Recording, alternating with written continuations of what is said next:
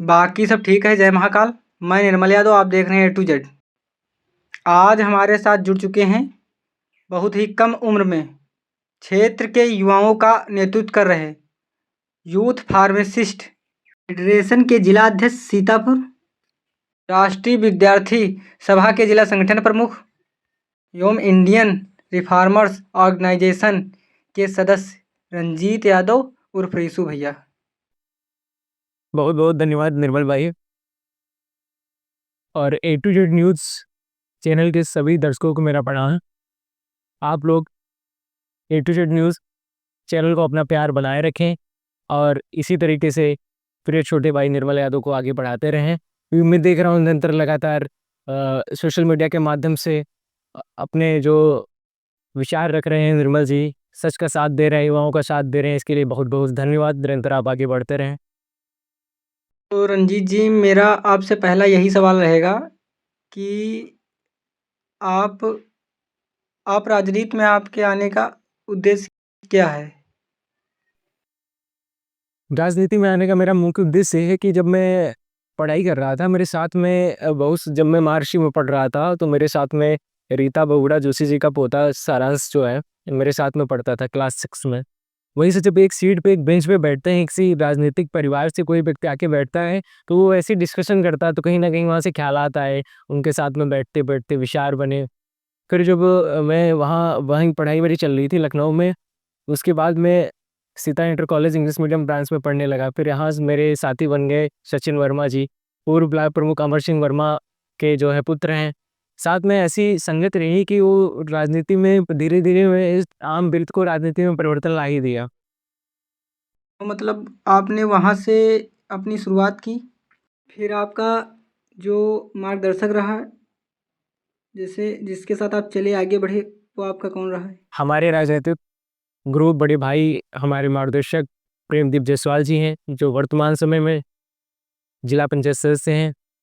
इससे पूर्व में मैं उनके संगठन से जुड़ा राष्ट्रीय भगवा युवा संघ, मैंने भैया के संगठन में काम किया। फिर भैया ने सन 2019 में एक राष्ट्रीय भगवा युवा संघ की शाखा बनाई, राष्ट्रीय विद्यार्थी सभा।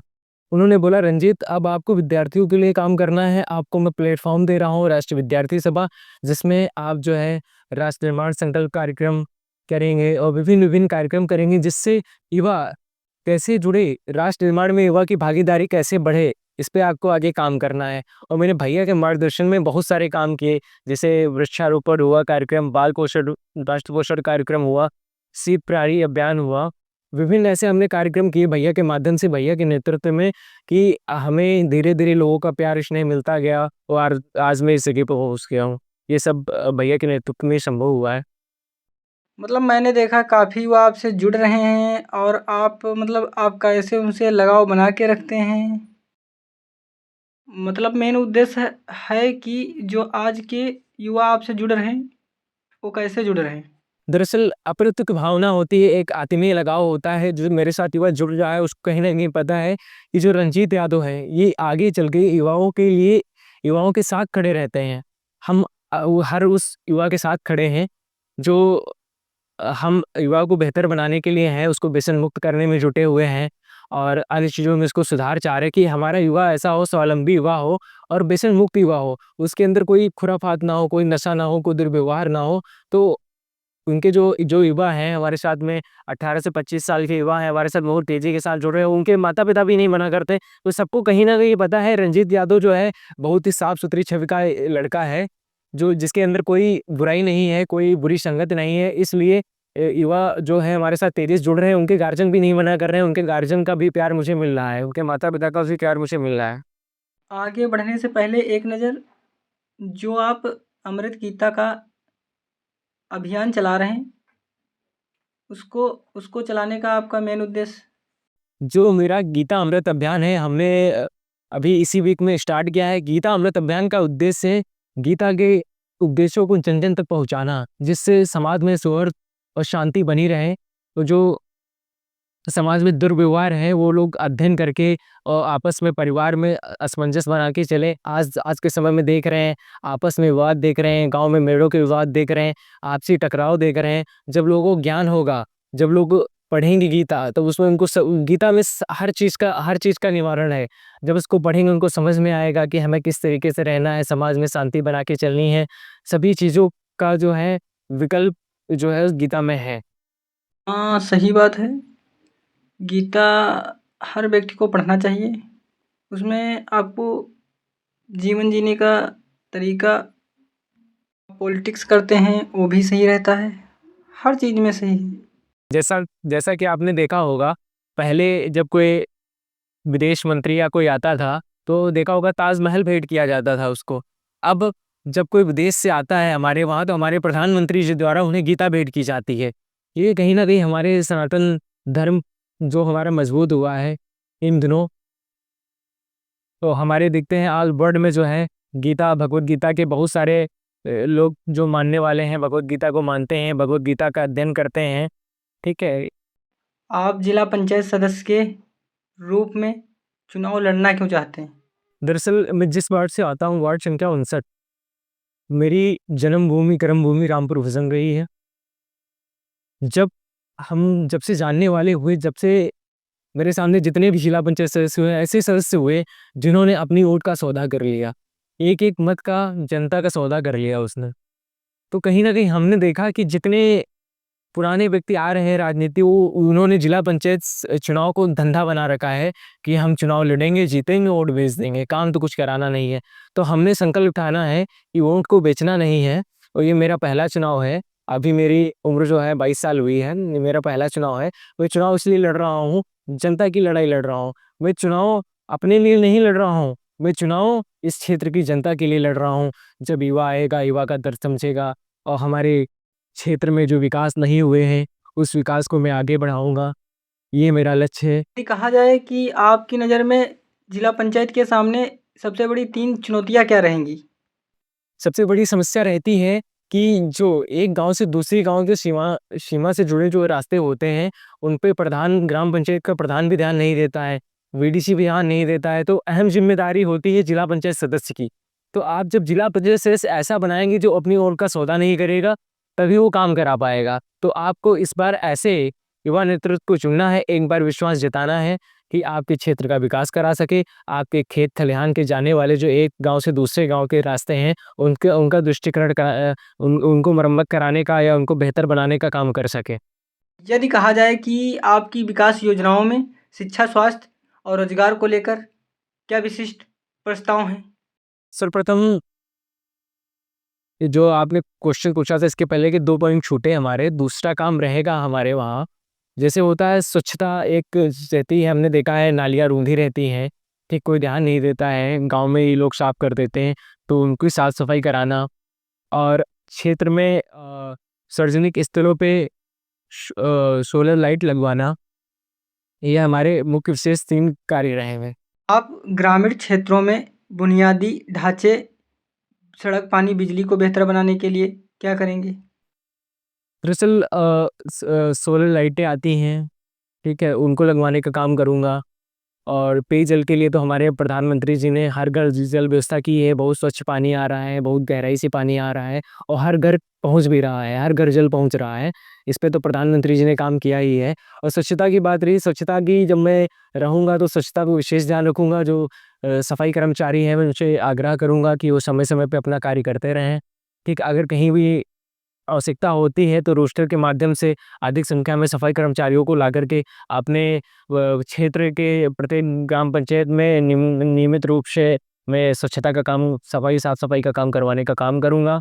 उसके बाद में अगर बात आती है, आपको देख रहे हैं आज के समय में मलेरिया, डेंगू चल रहा है, उसके लिए छिड़काव जो दवाई है उसका छिड़काव कराने का काम करूँगा। यदि कहा जाए किसानों की समस्याओं को दूर कराने में और कृषि को बढ़ावा देने में आपकी योजनाएँ क्या रहेंगी? जी, जो सरकार द्वारा सुविधाएँ आती हैं किसानों के लिए, सरकार बहुत सारे बीज बीज देती है छूट पे, सब्सिडी पे देती है, यंत्र देती है सब्सिडी पे। बहुत सारे गाँव में अभाव है, लोगों को जानकारी नहीं है। मैं उन तक जाऊँगा, उनको जो आवश्यकताएँ हैं उस पे चर्चा करके सरकार द्वारा जो योजनाएँ हैं उन तक पहुँचाने का काम करूँगा। सबसे बड़ी समस्या आती है खाद की, जो बिचौलिए बीज के दलाल खा जाते हैं, वहाँ सरकार के द्वारा तो पहुँचती है सेंटरों पे, लेकिन वो कुछ पूंजीपतियों को दे देते हैं, जिससे हमारे जो छोटे किसान हैं उनको बड़ी परेशानियाँ होती हैं। उनको एक-एक बोरी का 5-5, 700, 800 रुपए दाम देना पड़ता है, जो एक निर्धारित जो सरकार द्वारा राशि है उससे दोगुनी होती है।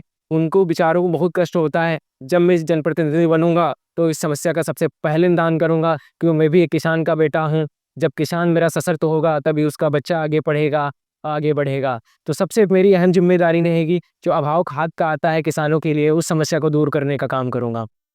यदि कहा जाए, आप जिला पंचायत के फंड का प्रयोग कैसे करेंगे? जैसे कि काफ़ी परिवर्तन हो सके। दरअसल मैंने ये जो कहा है अभी कि अगर मैं जिला पंचायत सदस्य बनता हूँ, तो सबसे पहले मैं ध्यान रखूँगा शिक्षा का। अभी अभाव है हमारे यहाँ पे क्षेत्र में, कोई भी एक इंटर कॉलेज नहीं है। हमारा जो क्षेत्र है बड़ा क्षेत्र है, करीब 120 से 25 गाँव लगते हैं। तो मैं चाहूँगा मिड सेंटर में एक अच्छा इंटर कॉलेज बने, गवर्नमेंट के इंटर कॉलेज बने, जिससे हमारी बहनों को आने-जाने में दिक्कत होती है। मेहमदाबाद जाना पड़ता है, सिधौली जाना पड़ता है, 25-30 किलोमीटर जाना पड़ता है। कई बार रामपुर कला से हमारा मेहमदाबाद 20-25 किलोमीटर है, सिधौली 20-25 किलोमीटर है। तो उन बहनों को जो दिक्कत होती है, मैं जब जिला पंचायत सदस्य बनूँगा तो एक बार मैं प्रयास करूँगा, मैं जनप्रतिनिधि रूप में प्रयास करूँगा कि हमारे क्षेत्र में एक इंटर कॉलेज हो।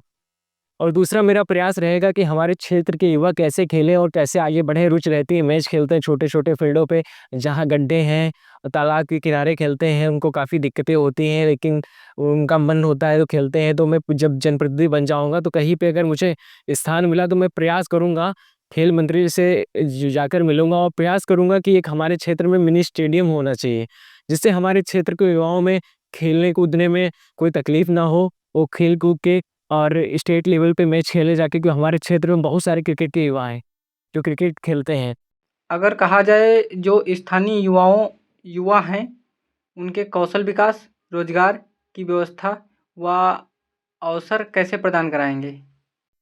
दरअसल प्रधानमंत्री जी की और मुख्यमंत्री की योजना है मुख्यमंत्री उद्यमी योजना, युवा उद्यमी योजना। उसके माध्यम से मैं युवाओं को स्वावलंबी बनाने के लिए प्रयास करूँगा कि वो कोई भी व्यवसाय चुनें, क्योंकि सरकार द्वारा 300 व्यवसाय के लिए जो है 5 लाख रुपए का बिना ब्याज के उनको जो है ऋण दिया जा रहा है, ठीक है? जो उनके लिए बहुत ही वरदान साबित होगा। वो उस 5 लाख के धन से एक छोटा-सा व्यवसाय स्टार्ट कर सकते हैं और उनको कोई ब्याज भी नहीं देना, उसी से उनको अदा करना है, ठीक है? उस पे 10% की सरकार सब्सिडी भी दे रही है, लेकिन बहुत सारे युवा नहीं जानते हैं। जब मैं होऊँगा इसके लिए मुहिम चलाऊँगा और उनको अपने तरफ से भी जो है प्रोत्साहन दूँगा कि वो उस व्यवसाय करें, ठीक है? युवा जब स्वावलंबी बनेगा, तभी हमारे देश की तरक्की होगी, तभी हमारा देश आगे बढ़ेगा। जी, जी, आपने ग्रामीण क्षेत्रों में देखा होगा कि जो महिलाएँ होती हैं, उनको जानकारी का भी अभाव रहता है। महिला हो या पुरुष, जो शिक्षा के क्षेत्र में ज़्यादा आगे नहीं बढ़े, उनको जानकारी नहीं होती। तो आप महिलाओं के सशक्तिकरण, मतलब सशक्तिकरण को कैसे बढ़ावा देंगे? और शिक्षा, सुरक्षा, आर्थिक अवसर कैसे प्रदान कराएँगे?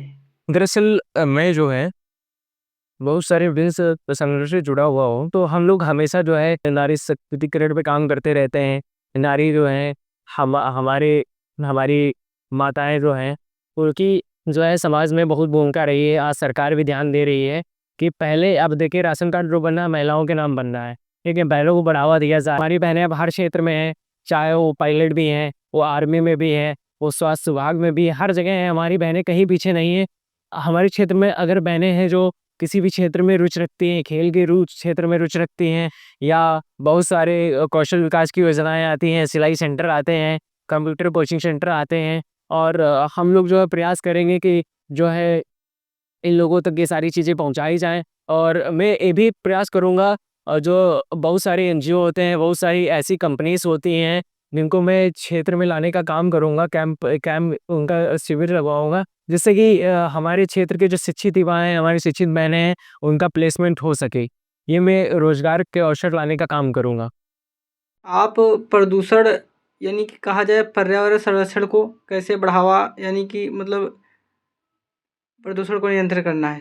हाँ, हम लोग प्रत्येक 5 वर्ष पहले से ही हम बड़े भैया प्रेमदीप जायसवाल जी के नेतृत्व में लगातार तरुपुत्र पूजन कार्यक्रम, वृक्षारोपण कार्यक्रम, बाल वृक्षारोपण कार्यक्रम करते करते आ रहे हैं। हम लोग ये पुत्र पूजन कार्यक्रम करते हैं, प्रत्येक ग्राम पंचायत में करते हैं। जो तरु पुत्र है, एक गार्जियन, एक माता पिता उसे अपने पुत्र की बात सेवा करता है, और मित्र जो है, एक युवा जो है उसको अपने मित्र की बात, अपने भाई की बात सेवा करता है। जब एक एक व्यक्ति मनुष्य और पेड़ का आत्मीय लगाव होता है, तो कहते हैं क्या, अगर हमें कभी कष्ट होता है तो हम अगर वृक्ष से अपना कष्ट बताएंगे ना, तो कष्ट मन हल्का होता है। अगर सच्चे दिल से उसे प्रार्थना करेंगे तो हमारी चीज़ें, हमारी अगर प्रार्थना करेंगे तो पूर्ण होती हैं। रंजीत जी, आपसे एक बहुत बड़ा सवाल रहेगा कि जब आप प्रत्याशी के रूप में आएंगे तो आप किस पार्टी से आएंगे? आपका उम्मीदवार मतलब आप कैसे उम्मीदवार रहेंगे? दरअसल मेरा सभी सामाजिक व्यक्तियों से नाता है। मैंने अभी किसी पार्टी की सदस्यता नहीं ले रखी है, और मैं निर्दलीय चुनाव लड़ रहा हूँ, क्योंकि हमारे साथ विभिन्न समाज से जुड़े लोग हैं, हमारे साथ विभिन्न दलों से लोग हैं। ये पंचायत चुनाव है, इसमें पार्टी का विशेष योगदान नहीं रहता है, इसमें व्यक्तिगत योगदान रहता है। यदि कहा जाए मतलब कि आज के समय में आपने देखा होगा, अभी नई अपडेट है कि माननीय बड़े भैया गगन यादव जी अरेस्ट हुए हैं, तो मतलब उस पे आपके क्या कोई जवाब रहेंगे? बिल्कुल। दरअसल जो इटावा का प्रकरण था, मैं वहाँ पे था कानपुर में, जब द ग्रेट जोधा होटल में भैया को हाउस अरेस्ट किया गया था, तब मैं साथ ही में था। वहाँ से वहाँ के सीओ महोदया और वहाँ के जो पुलिस विभाग के अधिकारी थे, इटावा के, मेरठ जनपद के और कानपुर के, उनको भैया उनसे भैया इस प्रशासन ने भैया से लिखित में ले लिया था कि आप वहाँ नहीं जाएँगे। अगर आप इटावा जा रहे हैं तो आपकी ज़िम्मेदारी होगी, अगर आप नहीं जा रहे हैं तो यहाँ से आप वापस हो जाइए। भैया ने प्रशासन का सम्मान करते हुए, शासन का सम्मान करते हुए, भैया वहाँ से वापस आ गए थे, और बाकायदा उन्होंने लिखित में दिया था कि मैं अब यहाँ से जा रहा हूँ, नहीं जाऊँगा। उसके बावजूद 4 महीने बाद ऐसा किया जाता है, और भैया ने एक बयान जारी किया था, जब आवश्यकता मेरी पड़ती है पुलिस प्रशासन को, जब बुलाए, क्योंकि मैं कोई क्रिमिनल नहीं हूँ।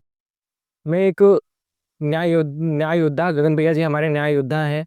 उन्होंने समाज के हर सुख-दुख में साथ दिया है। कहीं न कहीं बहुत सारे समाज के नेताओं को भी खटकता है, एक युवा जो गाँव हर ग्राम पंचायत में जाकर के यादव समाज की आवाज़ उठा रहा है, यादव समाज के साथ और भी समाज की आवाज़ उठा रहा है। उनका बढ़ता जनसैलाब, उनकी बढ़ती लोकप्रियता देख के अपने लोग ही साजिश करने लगे हैं। मुझे जहाँ तक ये लग रहा है कि अपने लोग ही दुश्मन बन बैठे हैं। नहीं तो 4 महीने बाद गिरफ्तारी का कारण क्या हो सकता है? बिना वारंट, बिना सूचना दिए हुए उनको घर से गिरफ्तार कर लिया जाता है। कौन-सा उन्होंने किसी का मर्डर कर रखा था, कौन-सा उन्होंने ऐसा आपत्ति कर रखी थी। बहुत सारे लोग इनमें 80-80, 100-100 मुकदमे हैं, वो लोग बाहर घूम रहे हैं, हत्या करके लोग बलात्कार करके बाहर घूम रहे हैं। लेकिन एक समाज का नेता जो एक आवाज़ उठा रहा है, जो अहि रेजिमेंट की मुहिम को लेकर आगे बढ़ रहा है, एक ऐसे समाज की आवाज़ उठा रहा है जिसकी आबादी करीब जो है 20 से 22 करोड़ है देश में, ठीक है? कहीं न कहीं लोग खल रहा है, उनका बढ़ता हुआ कद देखकर लोगों को कहीं न कहीं कष्ट हो रहा है, इसलिए लोग उनके खिलाफ जो है षड्यंत्र रचने का काम कर रहे हैं। और भैया ने जो है हमेशा जो है शोषित वंचित की लड़ाई लड़ी है। भैया जो है केश जी के दिए गए उपदेशों पे काम कर रहे हैं, और भैया बहुत आगे जाएँगे। मुझे लगता है आने वाले समय में भैया किसी एक राज्य के मुख्यमंत्री बनेंगे, वो कोई भी हो सकता है। यदि कहा जाए तो आप स्टेट गवर्नमेंट से क्या कहना चाहेंगे? मैं यशस्वी माननीय मुख्यमंत्री योगी आदित्यनाथ जी से आग्रह करूँगा कि विधिक जाँच कर भैया को जल्द से जल्द रिहा किया जाए, क्योंकि सभी जानते हैं, पूरा देश जानता है, और माननीय मुख्यमंत्री भी जानते हैं कि एक ऐसे युवा हैं गगन यादव जी, जो हमेशा निरंतर बिना निस्वार्थ भाव के वो युवाओं का नेतृत्व कर रहे हैं, और हर सुख-दुख में जाके खड़े होने का काम कर रहे हैं, ना कि वो कोई अलग तरीके से राजनीति करने का काम कर रहे हैं। अगर कहा जाए तो लास्ट सवाल आपके सामने, आपके क्षेत्र के जितने भी लोग होंगे, उनसे आप संवाद कैसे करेंगे? दरअसल हमारा अभियान चलेगा एक, अब हम हर समाज के महापुरुषों की एक गोष्ठी करेंगे, उनको बीच में उनके महापुरुषों के साथ चर्चा करके उनसे संवाद करेंगे, और जिस हिसाब से वो चाहेंगे मैं उस हिसाब से लड़ूँगा। क्योंकि मैं उनके लिए लड़ रहा हूँ, वो उनको ही लड़ना है, कोई रंजीत यादव अकेला नहीं लड़ रहा है। वार्ड संख्या 59 में सैकड़ों की संख्या में रंजीत यादव चुनाव लड़ रहे हैं। रंजीत यादव सिर्फ अकेला नहीं, रंजीत यादव के साथ सैकड़ों रंजीत यादव चलेंगे। इस चुनाव में एक बड़ी ताकत दिखेगी और पूरे जनपद में वार्ड संख्या 59 की चर्चा होगी। रंजीत यादव जी, आप हमारे पॉडकास्ट में आए, आपका बहुत बहुत धन्यवाद। और आगामी हमारे जितने भी दर्शक देख रहे हैं सभी को दीपावली की बहुत बहुत बधाई, शुभकामनाएं आपको, और आपको आगामी चुनाव की बहुत बहुत बधाई, शुभकामनाएं। मैं ए टू जेड न्यूज़ के माध्यम से सभी श्रोताओं को और वार्ड संख्या 59 के समस्त क्षेत्रवासियों को छोटी दीपावली, बड़ी दीपावली एवं भैया दूज की हार्दिक शुभकामनाएं एवं बधाई। आप लोग स्वस्थ रहें, मस्त रहें और दीपावली बहुत अपने बच्चों को सावधानी के साथ मनाएं। मेरा एक आग्रह रहेगा, बच्चों को जो है बड़े पटाखों से दूर रखें, उनको जो है छोटे छोटे पटाखों से दीपावली बनाएं और हमारे वातावरण को स्वच्छ बनाए रखें। इसलिए कोई जितनी हो सकता है उतने ही जो है इन बच्चों के लिए पटाखों का उपयोग करें। अतिरिक्त जो बड़े हमारे भाई हैं उनसे मैं आग्रह करूँगा, पटाखे न जला करके अपने समाज में शोषित वंचितों की मदद करें, उनको मिठाइयाँ देकर उनके साथ खुशियाँ साझा करें। बहुत बहुत धन्यवाद। मिलते हैं अगले वीडियो में, तब तक के लिए जय हिंद, जय भारत।